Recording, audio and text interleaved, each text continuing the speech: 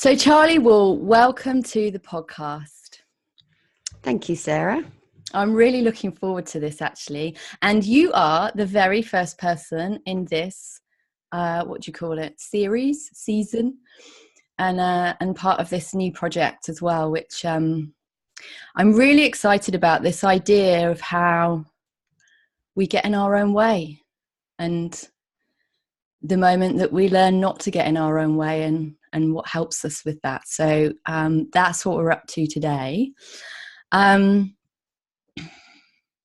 Before we get started, you would just want to talk a little bit about, and I know we're sort of diving straight in, and actually you can start wherever you like, really. But the first question that's coming to mind is,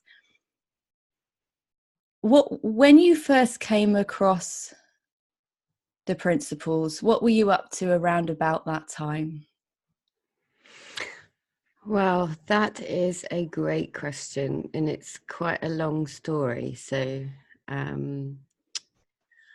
I had just lost my dad, and I'd looked after him for 24 years.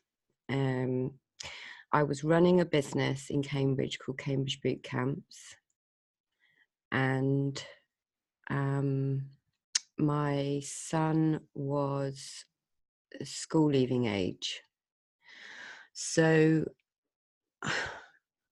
what happened was I suffered with chronic post-traumatic stress disorder after my father died, and I ended up in hospital myself, and I kind of felt very broken. So I was looking for something, I don't know quite what, but I was looking for something, and I started to think, well, I've got to change my life now. I'd been in Cambridge for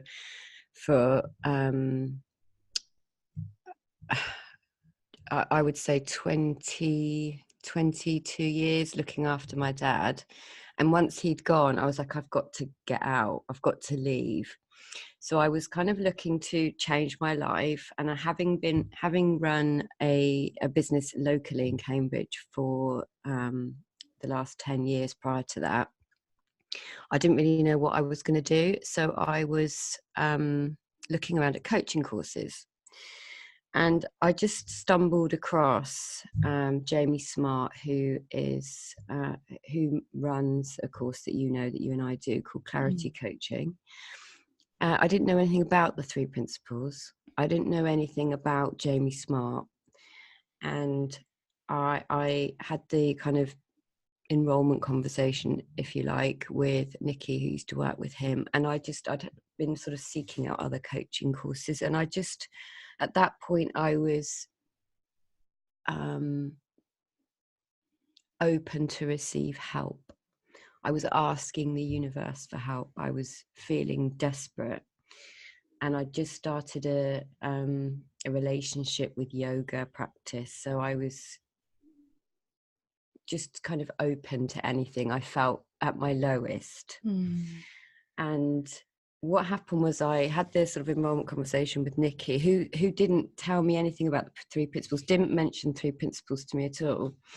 And I said, oh, I'll give it some thought. And I thought, I'll ask the universe for some guidance. Which course shall I do this course? If I'm going to do this course, show me a squirrel.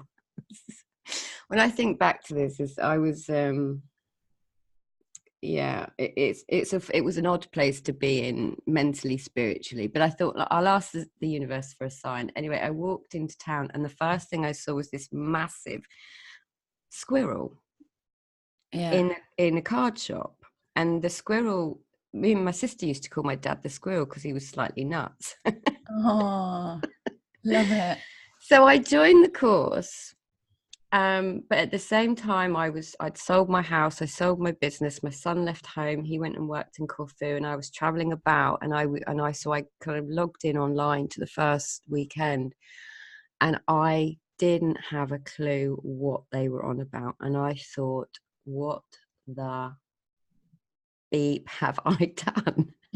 What have I got myself into? What is this? What are they talking about? Why are they all so happy? Oh my God, what have I done? and went into sort of inner turmoil and, you know, slagging off the universe, like, what have you done? I've just, you know, anyway. As it turns out, it was the best thing that could have happened to me, because as I started to quieten down and listen, I still didn't join in the exercises at that point, but I was just listening, and something started to shift. So that was my introduction to the three principles, purely, I would suggest, by divine intervention. And thanks to a squirrel showing up at the right time. Wow, that's a, just need a minute, really. Just, that's massive. Like, there's so much trust there as well, isn't there? Something in you trusted to take that next step. Yes, I think so. If I can, like, backtrack a little bit. So I didn't know who Jamie Smart was. I didn't, you know, like, no one had mentioned three principles to me. But when so my father died, then I ended up in hospital and I was ill for a long time. And then my son got arrested. It was like, and at that point in the police station, I remember collapsing to my knees and just asking for help. And it was at that point that I heard a voice saying, it's going to be okay. You're going to be okay.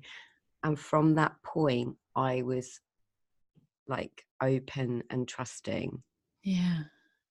When Wow. I first heard them going on that weekend, I thought, oh no, I must have been completely mad.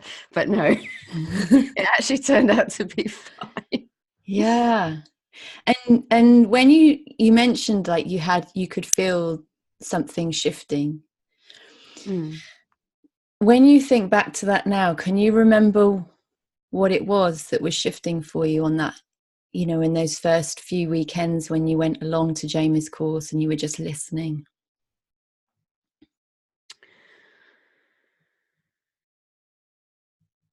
I think I got a sense of hope.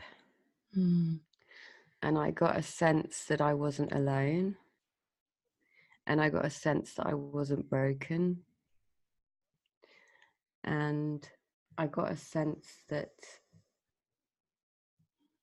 I was going to be okay despite everything that's happened in my life. And I was discovering a quieter place within me that I hadn't known was there, that I'd been searching for since my brother died, which was in 1993. So at that point, it was 23 years prior to it. I'd been searching in some form or another. So it's the first time I had experienced a sense of peace, but I couldn't put my finger on exactly how that was happening or why that was happening. But in moments, I sensed that there was my life was going to be very, very different. Yeah, because you could look at what's happened in your life and the situations that have happened and what you've been faced with, and most people would say, wow, that's a lot for one person to have to deal with. That must have been so, all sorts of words would come to mind: stressful, horrific, you know, awful. All these words come to mind, and yet there's you speak about it with peace. And how, what would you say your relationship is to all those events that have happened in your life, now that you've come across, and we keep talking about the three principles, and we'll talk a bit about that in a little while, but how has that helped your understanding of experiencing those events that have happened to you?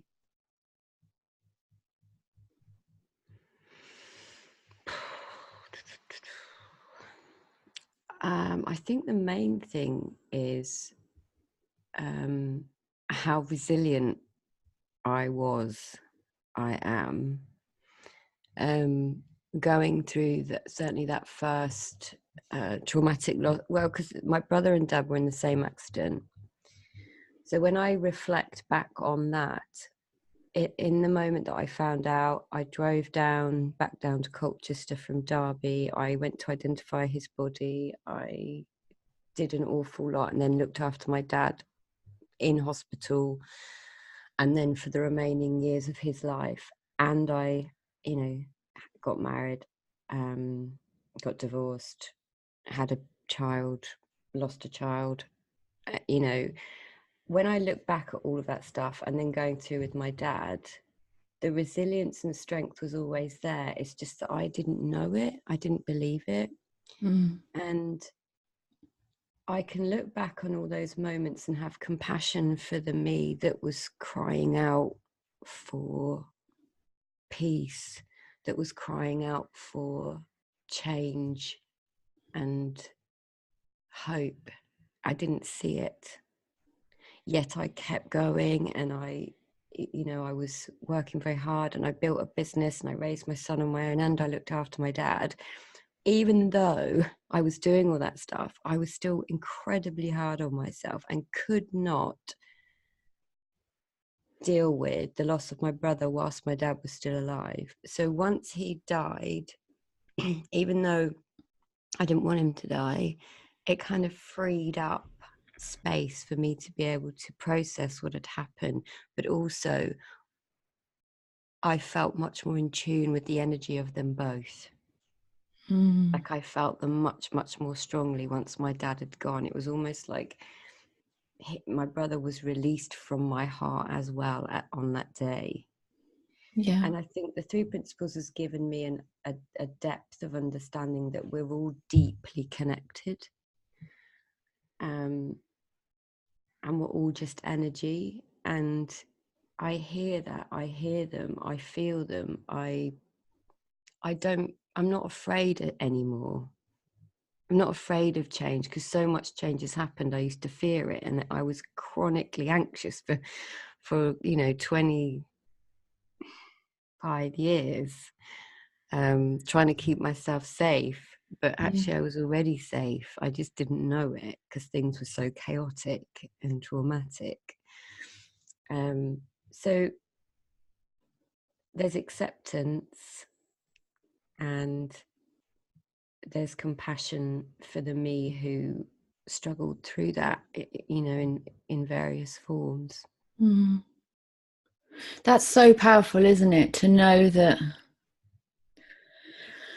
whatever happens, you're okay. It took me a long time to get that bit. I used to hear that and fight it in my mind. There was a lot of fighting in my mind.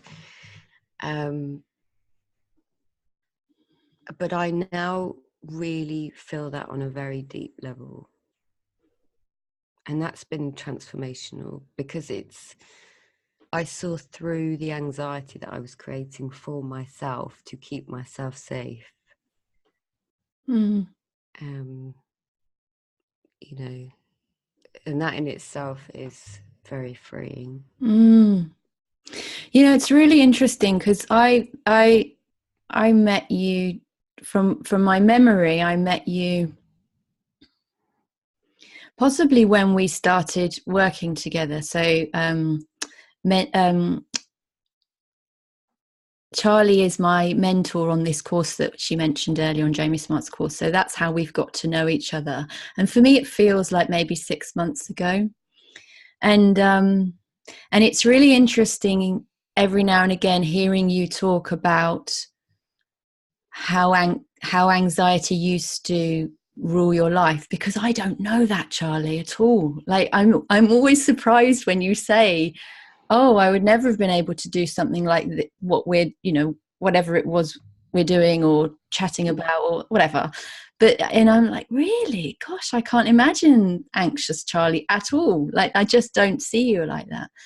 But when we were talking about doing this podcast, and you said, yeah, definitely, I'd love to have a conversation with you about it. And the topic is, you know, how we get in our own way and how we learn to not get in our own way. What came to mind for you around that? Was it the anxiety or something else? Yeah, it was the anxiety, I think, and the longing to be out of it, off my face, drunk, or I got obsessed with exercise, or you know, in my early 20s, sort of directly afterwards, I'd take a lot of drugs. But I didn't know that I was chronically anxious. That's been the biggest thing. So I had what is commonly known as post-traumatic stress disorder. Mm-hmm. So I had that very badly after the initial accident, and it kind of subsided, but it didn't. It just took a different form, and I lived with that. I didn't know that I had this chronic anxiety, because it was normal for Yeah. me. So I didn't even know it. And then when my dad died, and then I ended up in the same freaking A&E bay that he did, in the same hospital. I'd just watched him die for the 5 weeks previously. It got worse. Like, so the post-traumatic stress came back in the form that I recognized.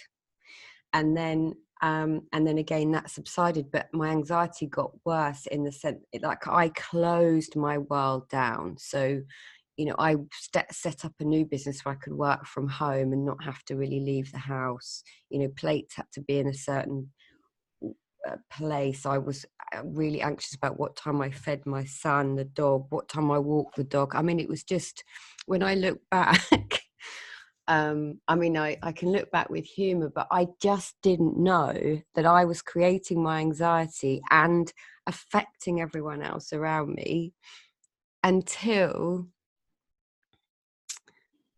I just, one day I just had this, I was walking my dog, and I just like an insight. People talk about insights in the 3P world, and I don't know if I was sort of seeking one, but I always used to think, one day I'll see something, and I was quite looking forward to that day. And then it happened. I was just walking along, really not really thinking of anything, and then boof, and it was like I saw it shattered. You have been doing this to yourself. You have been creating this anxiety about time, schedule, being in the house, not talking to anyone, all of it, and trying to manage it through drink, drugs, food, exercise, you know, keeping yourself in your house. And it was, it stopped me in my tracks. It was a new thought I'd never had before. It stopped me in my tracks. And from that point on, which was only February this year, everything changed. And things had started to shift anyway, but everything changed from that point on. And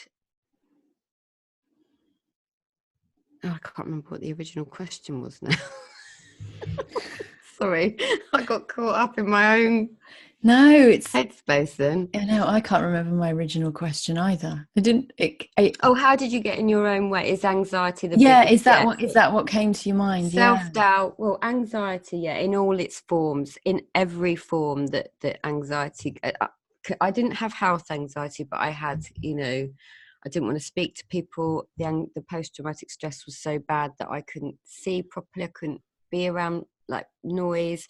And I just think now that was actually innocently trying to protect me from what I thought was danger. So yes, I was getting in my own way for my healing, for my grieving, for the whole thing of everything changed for me. You know, lost my everything, my house, everything. So in some senses that was getting in my own way, but in other senses I was being drawn to take a different path, i.e. explore this, keep exploring this conversation, as opposed to running for the hills after that first weekend, which I could have done, right? Yeah, you could have done, couldn't you? I could have done that. I could have not gone to Tenerife, which was the retreat with Jan and Chip Chipman, because that was my worst fear, being in a room with actual people. But yeah, I think I wouldn't have said anxiety a few months ago, but I think that for me has been so freeing, because I just didn't know what I was doing to myself. That totally makes sense. Like when you say, I didn't know it was actually anxiety at the time, because if you were just reacting to the thoughts and feelings you were experiencing, and it looked real, and so it looked like it needed action taking in the way that made sense to you. Yeah, total control freak. Yeah, if I do this, then I will be safe. But I didn't know that's what I was like. It wasn't that conscious. It's only now I can see it from a different perspective, because I saw through that illusion. I didn't know that that's what I was doing. Yeah, like it's given you that metaphorical step back to like, oh, I made up all these rules that I then lived by every day. Every day. So it sounds to me like that insight you had was massive. Like it absolutely. Well, the rule book. What happened to the rule book? The rule book that was in my head, it disappeared before my very eyes in that moment. And I was like, how did I not know that was what I was doing? How weird. I must have looked like a right nutter on the fields over in Toft here in Cambridge, walking my dog. My dog's like, why aren't you throwing the ball, Mum? And I'm like, what? I can't believe that I didn't see that. Yeah, and so what was funny is I sort of came home and I was saying to my partner and my son, oh my God, I've been so anxious all these years. And they were like, oh. You're not kidding. Yeah. Like, why did no one tell me? Yeah. Well, we tried. And of course you didn't hear it, because it wasn't what you were looking out for. No, I thought they were in the wrong. Wow. They weren't putting the plates back in the right place, or the shopping in the trolley in the right space. Yeah. They just needed to go on a training program and then they'd be fine. Yeah. Oh. So what, you must have had so much more time on your hands afterwards. Did you notice that time? Space. It was the space, because I can really easily fill time. I read a lot and work a lot, but it was the rules about what specific time I had to do things, like make the dinner or walk the dog or feed the dog. Those are the sort of three things that I think most people will be able to relate to. And it was a rule I had since, I was like doing meals for my dad. And then when my son was born, it was really, really rigid, to the point where when he came back from Corfu, even last Christmas, I was doing the same thing. Had to do his meals, and bear in mind he was 18 then. Mm-hmm. How did you? At least you never got that question, how long till dinner? That question was never have come to you. I fed him for all those years. At the time, I fed him when he was like 5, which is at 5 o'clock. Even.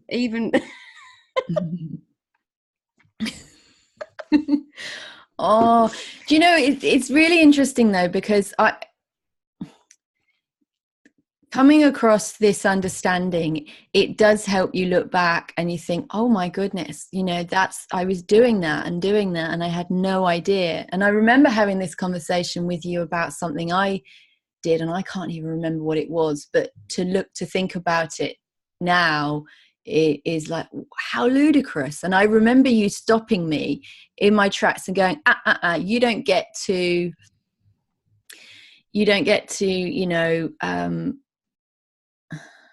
punish yourself or feel bad about any decision that you made in the past, because it only ever made sense to you in that moment. And I always remember that, because that's what we do as well, isn't it? We can so easily get into that pattern of looking back and thinking, why did I spend all that time doing that? And that's something you have, you just seem to have that. And with this beautiful insight seem to come that, well, from where I'm standing, seem to come that lovely bonus, if you like, of, and you will look back with compassion as well. I think that's interesting, because I could see it in everyone else. And I've spent years, my whole career really working with people. And I could see it for them, but I could not have any compassion for myself. So when I was, say, drinking, I would wake up in the morning and beat myself up. And it was it was habitual. It went on pretty much every day. And when I look back at that, so if I had a client, I'd be able to say, you were doing the best thinking you could at that time, and don't get caught up in judgment, and that was even before my understanding of the 3 principles. Like, I think it's AA who use your best thinking got you here. So that was familiar for me, but I couldn't turn it around on myself and look with any sense of compassion. And there was, on top of the anxiety, there was years of self-criticism. You're not good enough. You're not pretty enough. You're not thin enough. You're not enough. You're not good enough. And that's been a huge shift, because I can look back at all of the years of change and the me that was doing the best she could at that time, and go, well, that's okay, actually. And whereas before I'd have been like, you insert, whatever crap here. And that is also freeing, because it takes such a weight off your mind, a heavy, energetically heavy, and just not to have that level of criticism in your head for how many hours a day is it's a miracle. Really. I can imagine it makes you much more present. I think that's it. I think you've probably hit the nail on the head. I'm much more present anyway.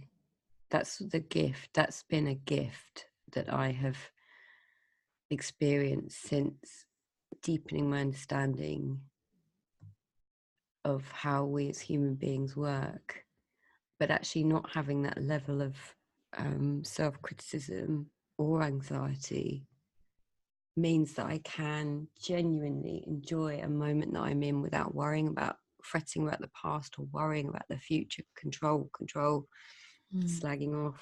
It was so yeah, I am absolutely much more present. Lovely. And if there's 2 questions I want to ask you. The first one is, say someone's listening to this and hearing you tell your story so far, and they're thinking, oh my goodness, I do that, what she's talking about there, I do that, the controlling or any aspect of ways that you would say you were getting in your own way. What would you say to that?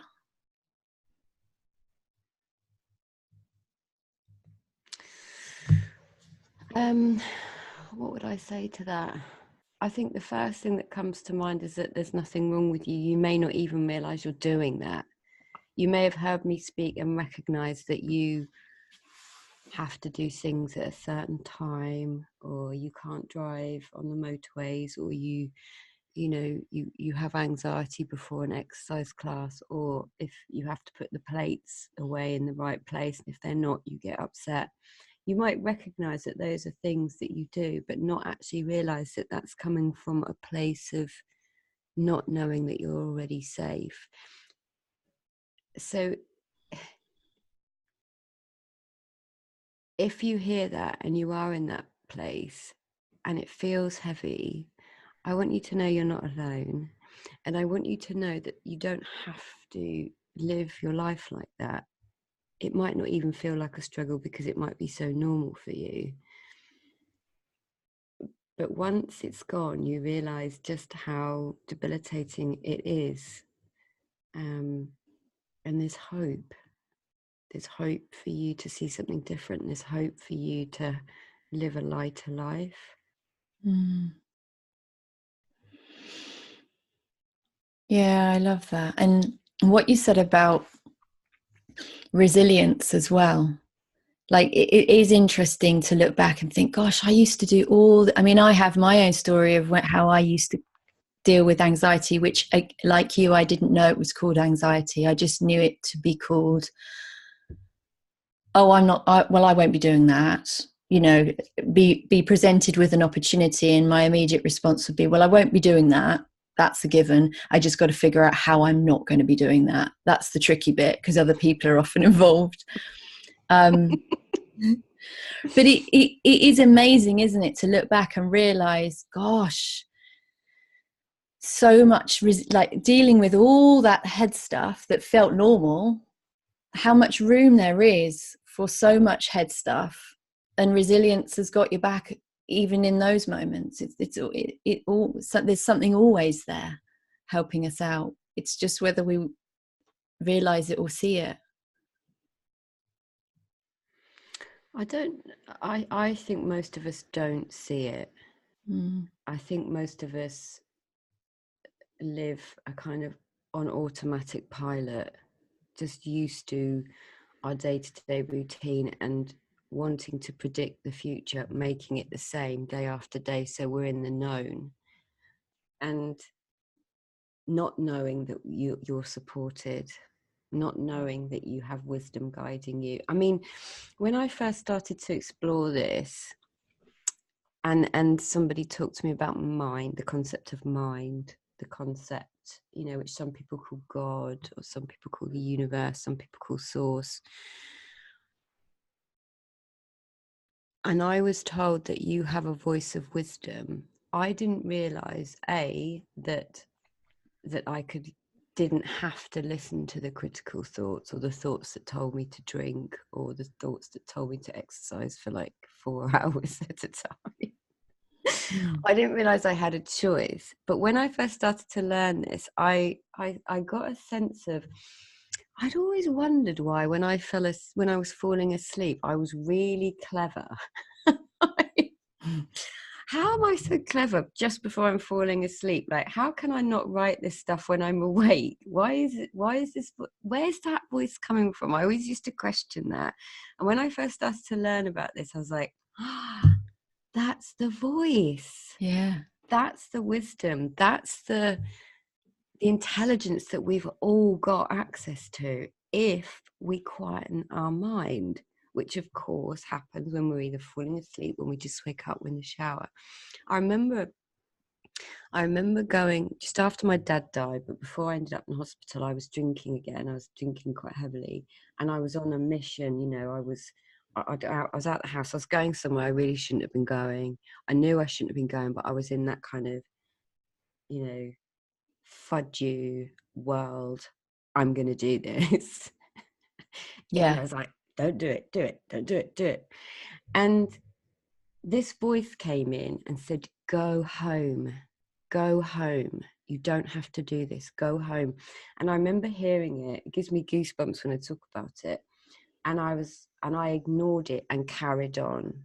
and the results, the end result was not something that I would have chosen to do if I'd been sober. When I started to learn about this, because I had a sense of that, because I used to question this voice at night time, I then really felt that as truth, because I'd experienced a kind, good voice, a wiser voice. I experienced then an understanding of being looked after, of when I collapsed in the police station and asked the universe for help and hearing you're going to be okay. Because I'd had those experiences, it was much more real for me to know that that was the truth for all of us, that we're all guided by wisdom. And how, for you, does that come with a feeling? When you get that voice of wisdom, does it come with a consistent feeling that lets you know, yeah, that's wisdom? Oh gosh, I think I've tried to explore this in my own mind, exactly that question, and the answer I come up with always is it's a voice without an edge. It's not a you should do, you have to, you could do, doubtful, critical, jealousy, angrily. It's coming from nothing other than love.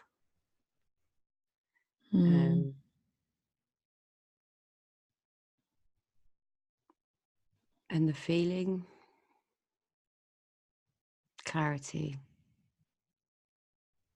Knowing.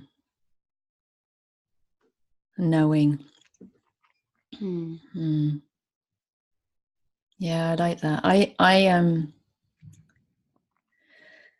for me, in those, when I get into that space where there's clarity, I always come to the same thing, and I forget that I do, and then I remember every time I do, and it's that space of nothing is a problem.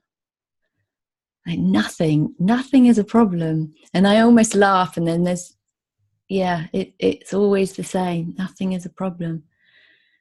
And I love that space just before you fall asleep, or for me, it's just in the morning, where it's just pure, clear thinking, know what to do, just nothing on it, no edge. I love that.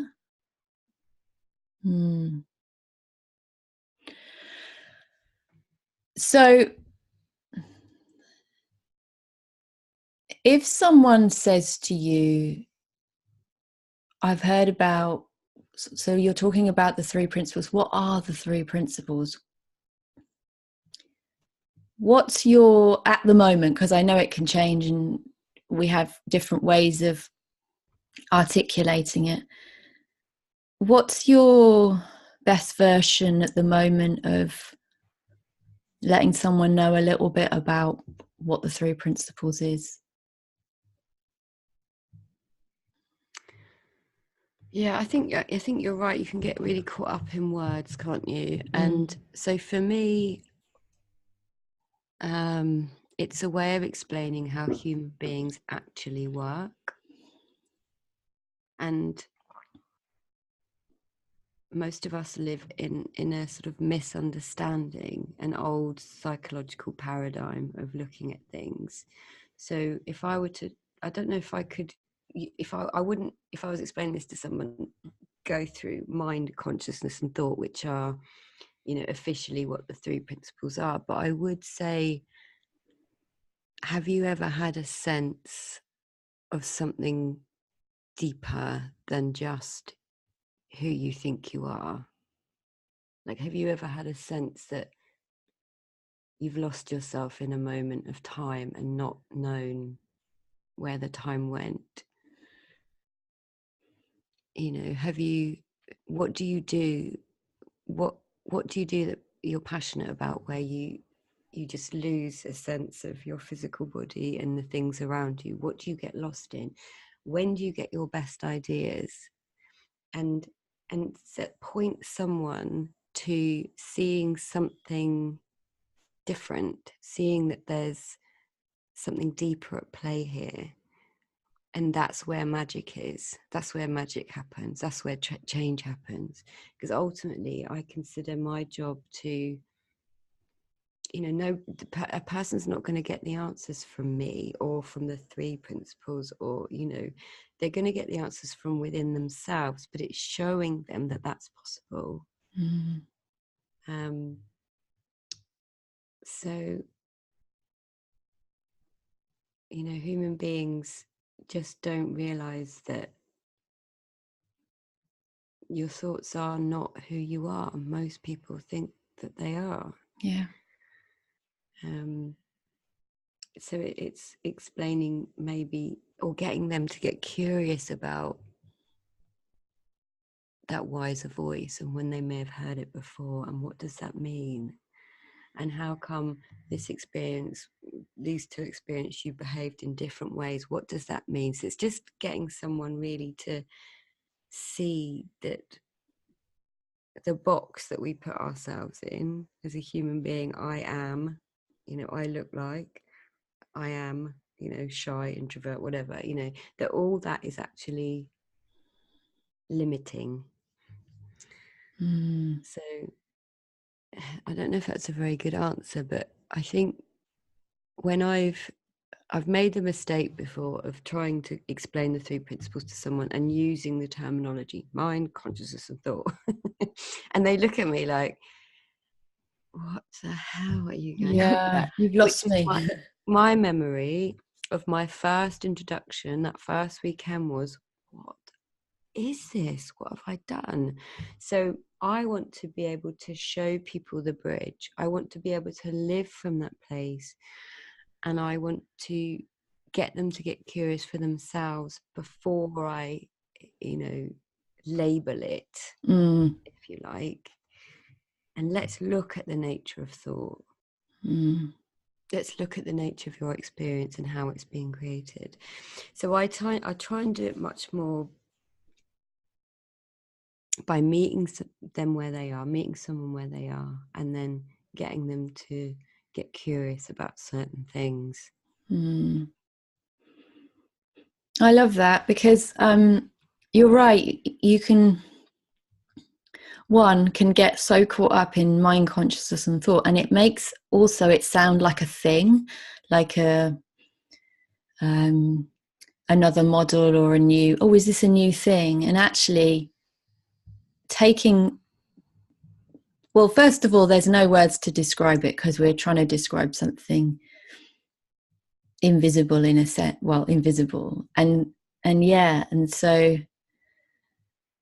And when you take away almost the barrier of using the words mind, consciousness, and thought, in my experience, it then allows someone to say, oh yeah, I do get what you're talking about, because then it's connecting to human experience, isn't it? And what we're talking about is something that we're already doing anyway, or not, that we just don't know about yet, but that is happening all the time.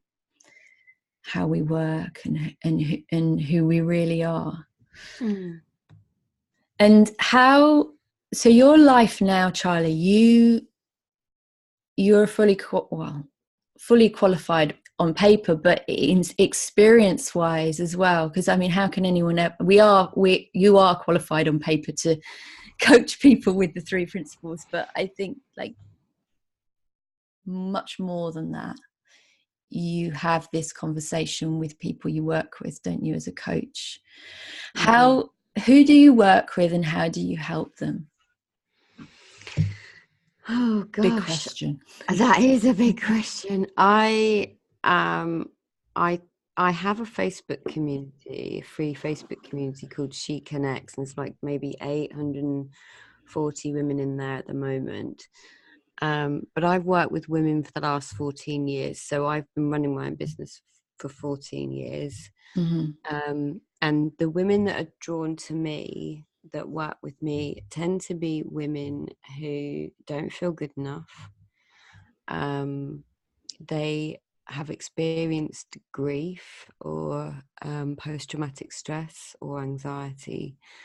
They are women who either have problems with food, drink, or kind of mental health issues, because I was a mental health nurse as well. So there's kind of a variety of like presenting problems, I find, but underneath the foundational piece is that they don't feel good enough. And so the short answer is I work with women, but I would say it's a woman who feels that she's still got a bit of hope and she wants to change her, habits, either habits of being herself or habits of behavior. She hasn't given up hope that there's something that can help. She just hasn't found it yet. Yeah. And I think as well, I tend to be, or people who are drawn to me are women who have a sense of their spirituality as well. And I think because so many women have known me for so many years, who I've been working with for a long time, they've seen my transition, my growth, and they can see where I'm at, and that makes them curious. Yeah. They're like, what's happened to you? Yeah. You look happy. Yeah. That's really interesting, because that in itself that's your marketing, isn't it? Like, without actually having you just showing up. It is. It's showing them the bridge. And although before that, I did that in my boot camp exercise personal trainer hat, but I was still very open about struggles. I was looking after my dad. I found it very difficult, but I'd always show up and be like, the person that they needed me to be. But I was separating myself. I was being Charli, the boot camp owner, and Charlotte, the carer. And now I'm all of it. I don't have to separate anything, and I just show up as who I am, and I'm okay with that. I don't have to put on a different hat or wear a mask. So I like to show that there's courage in vulnerability, there's courage in being honest about where you're at. And so it is a case of just showing them the bridge. And I think, so it's difficult to put into like under one umbrella who I work with, but women. I think you've described it really well, and also just given it's given people a sense of, like, if anyone's been listening to this today and thinking, this is really resonating for me, what Charli's talking about, I really resonate with your story, and that you talk about people being drawn to you. Your story, your transformation is very much part of why you now work with women in this way as well, isn't it? It can't not come into it, because you are that hope. You're like, look over in this direction. It really is possible. And you can't, something very, very, very comforting about. You really are. You really are. Your sound went off there a minute, Sarah. I did it. Yeah. I don't know how much you caught there, but yeah, that's something very comforting about seeing people who have gone through a transformation, and life is just so much, I get the impression life is just so much easier these days. It's, I can't tell you how much easier it is. I think I was in a constant state of stress, fright or flight from the age of 21 until the age of 46, which is a long time. It's a long time to be, high alert. Yeah, absolutely high alert. And to not feel like that and to not feel like I'm living in Groundhog Day is just, I mean, I'll never be able to thank that squirrel enough. Yeah. Little squirrel. It was a big squirrel. It Was it? massive. It was on a card. And the irony was, I think it was Father's Day card. And of course, my father's birthday is always like either the day of Father's Day or the day after Father's Day. Right. And so that was like Wow. the biggest sign I could have gotten. And if it hadn't been for that, I would have done a different coaching course probably, and wouldn't be where I'm at today. And so we spend so much time worrying about the future and what it holds, but we just never know. Like, it's all going to be fine. It's all going to work out fine, even if you've had trauma and tragedy, which I'm sitting here as proof that you can experience that more than once and be okay, be at peace with it.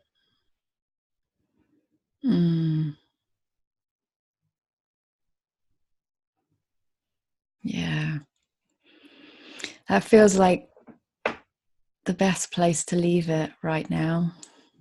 Oh, I've got so much from just hanging out with you for the last, I don't know how long it's been. No, I don't either. 20 minutes? No, that's what it feels like. Thank you, Charli. And